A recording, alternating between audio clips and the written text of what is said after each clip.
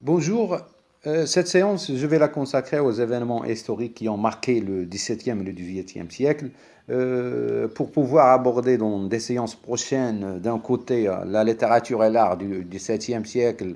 Je vais parler du baroque et du classicisme, puis le mouvement littéraire et le mouvement artistique du XVIIIe siècle, dont lesquels je vais parler de la littérature pendant les Lumières et le style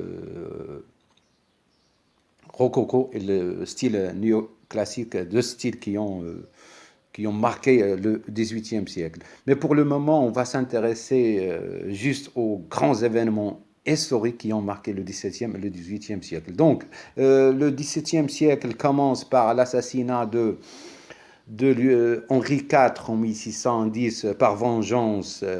Et il était donc assassiné par Monsieur Ravaillac, un extrémiste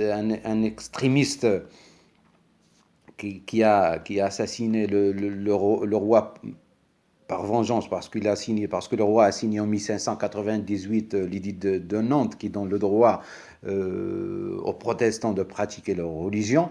Donc après sa mort, son fils Louis XIII n'a que 9 ans, donc c'est sa mère Marie Médicis qui assure la régence. Le roi, très petit, il était manipulé par le duc de Lunèse.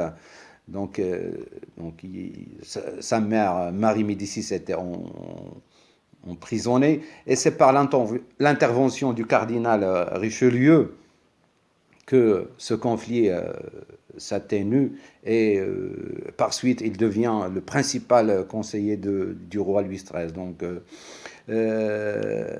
Richelieu a joué un rôle important dans l'histoire de la France. Issu d'une famille modeste, il se hisse au sommet de l'État et cumule plusieurs fonctions. Sa politique, elle était très pragmatique. Donc, d'un premier lieu, il a fait construire l'université de la Sorbonne, puis après l'Académie française en 1635. Il a aussi créé l'Académie, non, pas l'Académie française, je l'ai déjà dit, en 1635. Puis il a créé la Comédie française, une compagnie de théâtre qui est toujours présente jusqu'à aujourd'hui. Donc,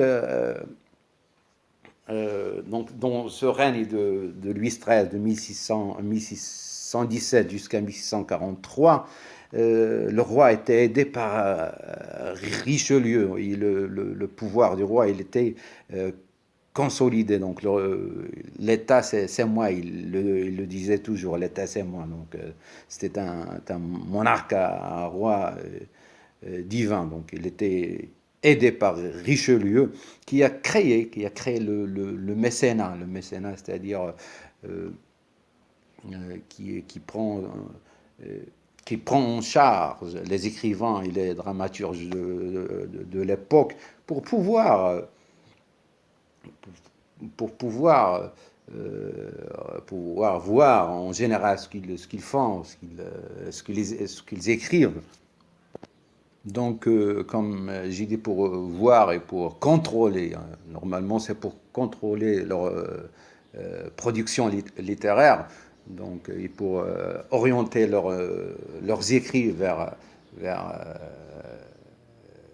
l'éloge et en d'autres termes, pour le roi, parce que c'était pour pouvoir régner à l'aide des écrivains et des hommes de lettres. Donc c'est des hommes de lettres et des écrivains louent et glorifient le roi, donc le peuple ne peut rien faire après. Donc, parce que les intellectuels et les érudits sont d'accord avec lui.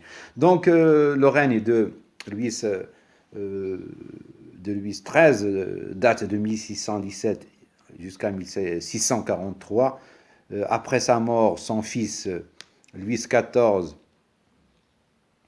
n'a que 4 ans. Donc il peut pas régner. Donc c'est sa mère, Anne d'Autriche, qui assure la régence, aidée d'un Italien qui s'appelait Mazarin. Donc celui-ci, ce dernier, il met en pratique plusieurs taxes, donc, parce que la France avait participé dans la guerre des 30 ans, euh, qui datait de 1618 jusqu'à 1648 entre protestants et catholiques de l'Allemagne.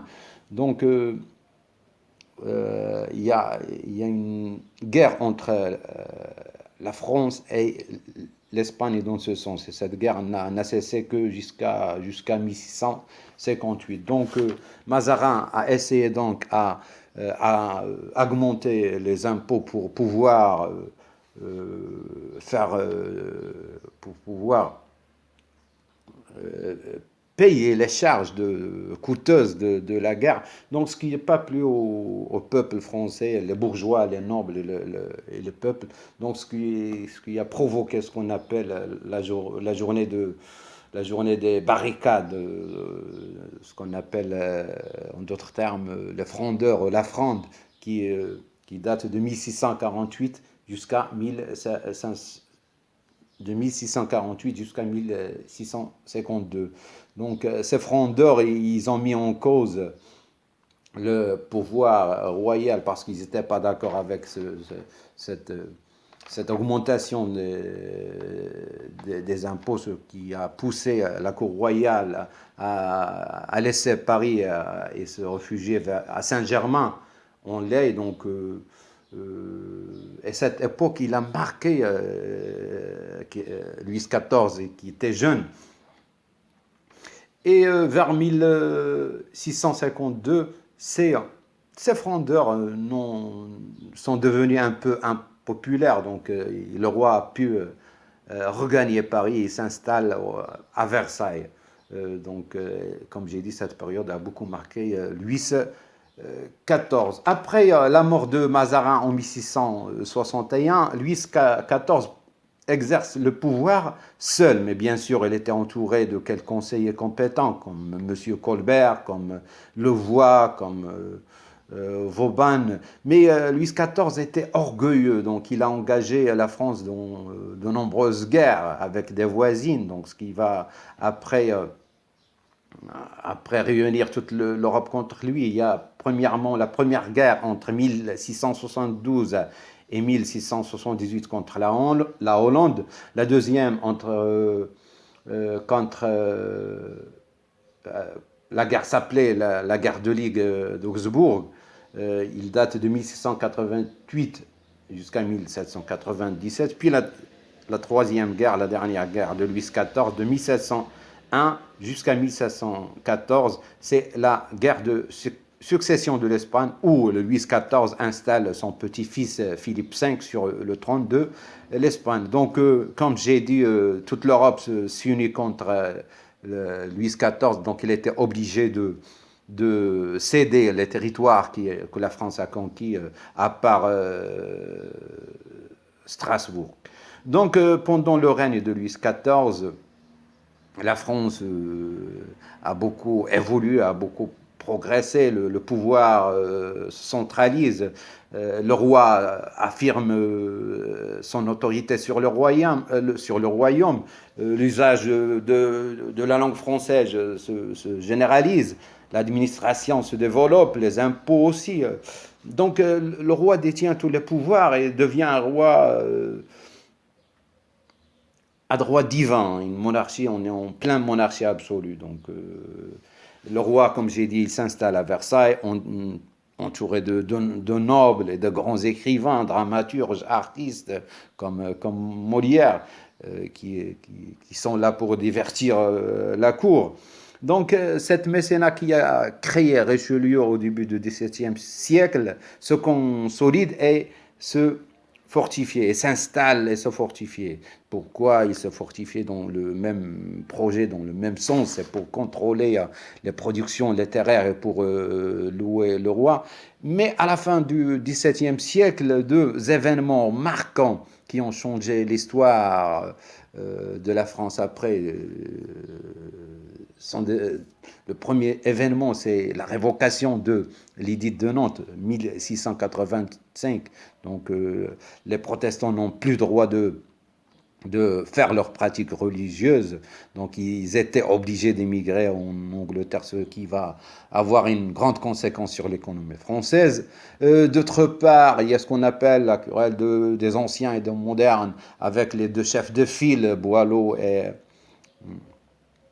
Perrault. Donc je vais consacrer une séance spéciale pour ce sujet parce que j'aime bien parler de cette querelle qui a marqué l'histoire de la France.